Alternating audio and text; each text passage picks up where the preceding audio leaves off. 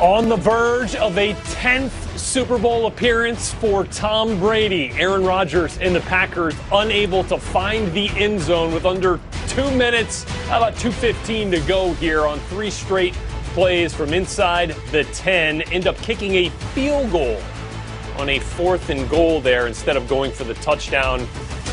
And so the Bucs with an opportunity to run the clock out, and that's what they're trying to do right now, as that 3rd down play to Davante Adams fell incomplete, and Aaron Rodgers forced to watch his defense try to get a stand. They did have all 3 timeouts and a shot to utilize the 2-minute warning, but a late pass interference penalty giving the Bucs a fresh set of downs. 2nd and 7 as it stands. Now we're in a booth review as we welcome you inside our NFL Network newsroom from Los Angeles. I am Brett Lewis. That is the Super Bowl champion David Carr, and this is NFL Game Day Highlights, presented by the Super Bowl halftime show and Pepsi. So now we are waiting here. The Bucs, after the booth review, are going to have, I believe, a 1st and 5 here. And I think at this point, the math doesn't quite add up, David, for the Green Bay Packers. But what they will look back on in this game, a series of missed opportunities, starting with back-to-back-to-back interceptions thrown to end drives by Tom Brady. It's just crazy, right? You saw the clip of Aaron begging his defense to stop him. You got to get me a stop. And not only did they get him 1, but like you laid out, they got 3 and got the football back. And then what was just mind-boggling to me is we talked about this at halftime, and I know LaFleur wasn't listening because he went right to the shotgun and started dropping back and trying to put, Aaron Rodgers in position where, yes, he can make incredible plays. But every time you got the ball back on a short field or a turnover and you had an opportunity, you just go shotgun and you let the Tampa Bay Buccaneers, whose strength is that pass rush, just come and collapse the pocket. So they ended up not having anything happen. The one time they go down and get points right there at the end, their first play was a run. They picked up 8 yards. And you're like, okay, that's what you want to do. Then they hit the seam to Valdez-Scantling and you get something going. But man, just so many opportunities for them, so many chances. I can't think of another time. I mean, think about this. Brady throws 3 interceptions, then he has the spike, and he throws away on 3rd down. They end up settling for a field goal. Can you imagine? I mean, any other quarterback doing that in that scenario and thinking that you're still going to win that game? And that's just, he's very fortunate. He's very talented, but he's also very fortunate that did not go the other way and that the Green Bay Packers weren't able to capitalize.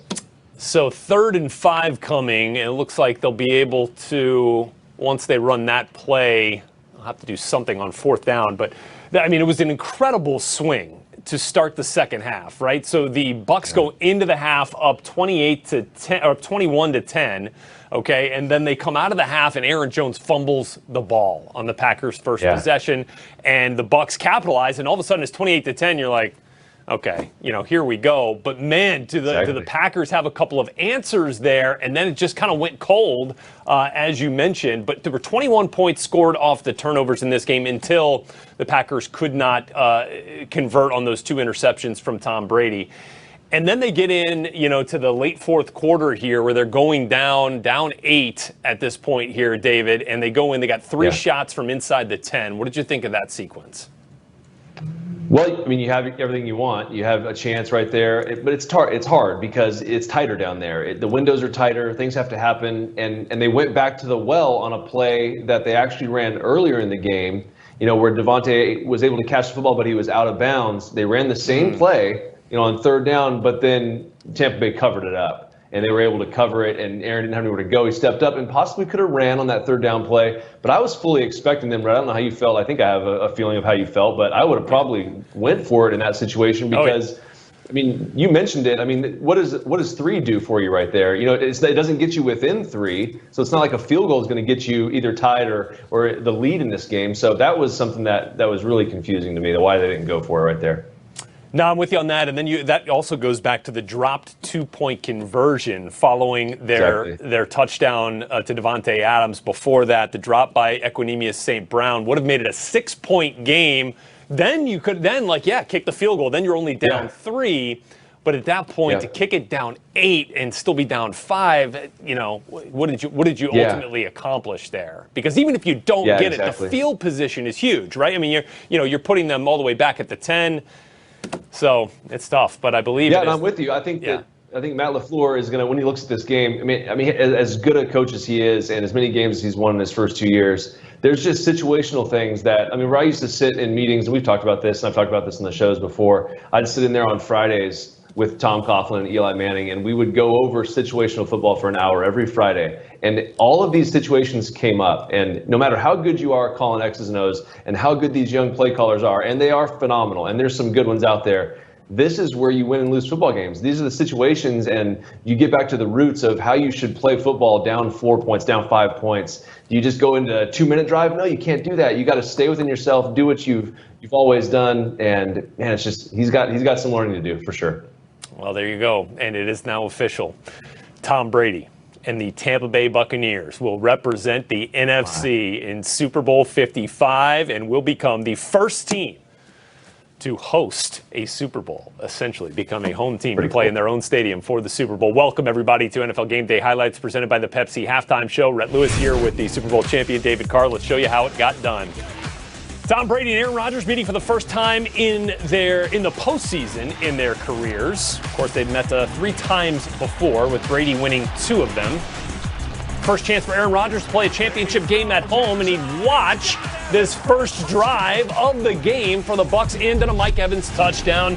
Tom Brady, 9-1 in the playoffs when scoring an opening drive touchdown. That looked really good. Let's go to the second quarter here. Let's get Aaron Rodgers and this Packers offense out. Held scoreless in the first quarter. Not anymore, DC. Here comes Marquez Valdes-Scantling with the 52-yard touchdown catch. Yep.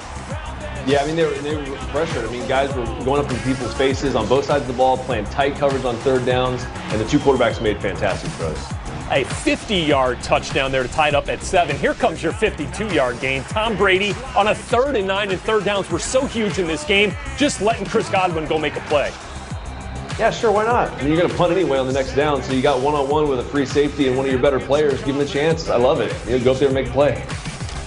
Let's go to the very next play. Check out this run from Leonard Fournette. One of the best you'll see this postseason. Fournette, watch the spin move here. Boom, and powering into the end zone for the touchdown to put the Bucs up 14-7 after the extra point. That was huge, David. That looked like the LSU version. I mean, with the spin move that he started to pull out, I mean, that's going to be difficult. You got to worry about the shoulder pads and the elbows coming at you, and then you got a spin move that he's going to hit you with too. That's pretty good. 6th rushing touchdown in 6 career postseason games for Fournette. All right, let's talk about Davante Adams. 15 red zone touchdowns this season. 9 of them came inside the 5. This just outside the 5, but Rodgers can't connect there. Little back shoulder just misses. Yeah, just missed a great release. I mean, he just absolutely destroyed the corner off the line, but just couldn't hit it. And here's the play where we were talking about the first half version of it, right? With 5 minutes to go on 3rd down. Ooh, they had it. Exactly. Exact same play they run at the end of the game. They had it right there and couldn't keep his feet in. Okay, so the Packers would have to settle for a field goal. They get the ball back, final minute, trying to put some more points on, but instead, Sean Murphy-Bunting, who's had a terrific postseason, stepping in front of this Aaron Rodgers pass intended for Allen Lazard. Nice hands by the TB. Comes up with it, gives the Bucs an opportunity for some more points. And on 3rd and 3, Brady looking deep for Cam Brate, cannot connect. Now, they would send the punt team out initially, nearly picked off by Redmond there. So here comes Brady back out. Series, right? I know, on 4th and 3, and they're going to get it to Leonard Fournette. That's a tough catch by a running back there in between a couple of defenders. So that gives them an extra set of an extra set of downs. And instead of going for the field goal, the long one here, Bruce Arians says no risk it, no biscuit, right? Yeah, sure. They must have known they were going to play single coverage. Let's go for it on 4th and 3 and see if we can't get Scotty Miller a touchdown. Are you kidding me? Greg Williams, are you calling plays for the Packers? What's happening? Oh, that was huge. Oh, my goodness. Huge. Just one-on-one, and Scotty Miller cashes in. Bucs get the touchdown before the half to go up 11, 21-10. Let's go to the 3rd quarter. Same score, 3rd and 5 here for Aaron Rodgers, finding Aaron Jones. First drive of the second half, and it's a fumble. It's a fumble. Jordan Whitehead forces the fumble. He actually did the same exact thing on a very similar tackle on Aaron Jones, but the Packers recovered in the first half. They don't here. Devin White recovers it. Whitehead had forced just 1 fumble in 3 years coming into this game. He had 2 in this game. One of them recovered by his team, and it was huge. Aaron Jones hurt on the play. And then Tom Brady takes advantage, David, to Cam Brady. Yeah, of course. I mean, and you have the halftime speech, and you're LaFleur, and you're saying we got to get back in this thing. You go out, fumble, touchdown, and look at you. Now you're up 18 points, but you still got Aaron Rodgers, so you got a chance. Yeah, and that seemed to almost invigorate the Packers' offense following that touchdown. Later in the third here, you saw the play of Marquez Valdes-Scantling. 4 plays later on a 1st and goal, Robert Tonyan, 8-yard score, 12th receiving touchdown this season. And Rodgers has a multiple touchdown pass game for the 9th straight playoff contest. Packers within 11 again. Oh no, Tom Brady off the mark, intended for Mike Evans, and Adrian Amos has the pick, and here comes Aaron Rodgers once again here, David. And on that next possession after the turnover, let's get the big guy involved. A.J. Dillon, 13-yard gain with Aaron Jones out of the game. You see him there on the sideline. 5 plays later on this drive. This was a long drive. Jamal Williams from Aaron Rodgers. That at 1st down on 3rd and 2, goes for 11 as the drive continues. Tom just sitting there and watching, and here you go, 3rd and goal. David, finally, Davante Adams inside the 5, and they make it count. Yeah. And I was surprised they went all-out pressure there because they had it kind of covered up the first couple plays, and then they decided to come after him. And just when you give Davante a 2-way go, this was huge too, dropping the 2 points obviously at the end. But you give Davante Adams a 2-way go, he's going to beat you. Yeah, I mean, that's a tough cover for any DB. Yep. And Adams, one of the best at getting off the line, shows you why there. And so here are the Packers within 5 after the drop, 2-point conversion. But Tom Brady's going to give it right back, looking for Mike Evans just out of his reach. And Jair Alexander comes down with it. And he kind of double pumped, and then the defender kind of played underneath Mike Evans. So that ball, even before he threw it, and he kind of jumped, you're like, that's going to be high. Just knowing from a quarterback position, it was just high enough to get an interception. Okay, so they'd force a punt after a sack, and it's deja vu. It's Jair Alexander. It's a pick once again. So at this point, this is crazy. At this point in the game, in the second half, Tom Brady had 4 completions and 3 interceptions. That kind of served as a punt, so it didn't hurt him too bad. And here, I mean, the Tampa pass rush, Shaq Barrett and Jason Pierre-Paul, I mean, they were essentially MVPs in this game. Yeah, no, they really were. And it was like, you're going to have to deal with that the entire game. So I really questioned some of these calls. Like, why would you even put them in positions to do that? I understand you're looking for pass interference calls. You want something to happen. But then they come back and they start running some screens. They're doing what the Packers should have done with the football. Oh, and how about Rob Gronkowski making an impact on his first catch of the game, a 29-yard gain. Bucs would add the all-important field goal there to go up by 8, 31-23 on that drive. Oh, but check out Aaron Rodgers connecting here again with Marquez Valdes-Scantling. He was the big play man on the day. Yeah, that's a throw he tried to make earlier in the first half and wasn't able to do it, but that one was right on the money. 29-yard gain, 3 plays later, 2:28 to go. Rodgers to Adams, stiff arm and inside the 10 now after the 11-yard gain on 3rd and 1. First 2 downs following that first fall, incomplete for Rodgers, and then on 3rd, again, no shot there to Davante Adams, essentially double covered. So 4th down, what do you do? Ah, man, you know, me and you both would have said, let's go. We were going to go for it, but they kicked it. Oh, couldn't believe it.